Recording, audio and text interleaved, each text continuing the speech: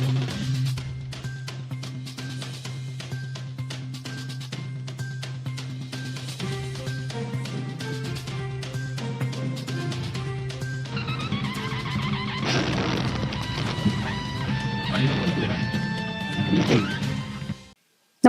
आपण पाहता हिरकणी न्यूज.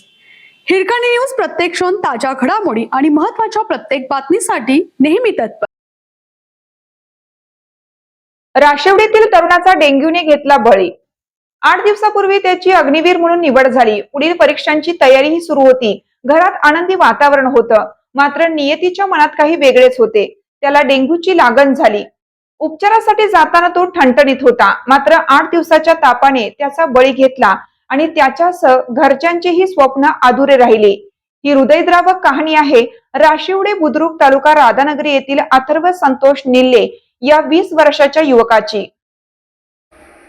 अभ्यासासह खेळामध्ये हुशार असणाऱ्या अथर्वने अग्निवीरची तयारी सुरू केली.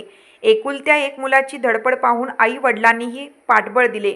4-5 दिवसापूर्वी अग्निवीरच्या यादीत त्याचे नाव लागले.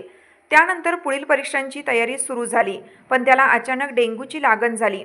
उपचारासाठी बुधवारी दुपारी भोगावती येथील खासगी हॉस्पिटलमध्ये दाखल करण्यात आलं.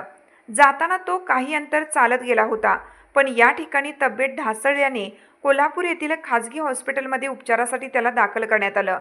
पण गुरुवारी दुपारी अथर्वने अखेरचा श्वास घेतला. एकुलत्या एक अथर्वच्या अचानक झालेल्या एक्झिटमुळे निल्ले कुटुंबीय नव्हे तर मित्र परिवारासह गाव हळहळले. त्याच्या पश्चात वडील, आई, बहीण, चुलते, चुलती असा मोठा परिवार आहे.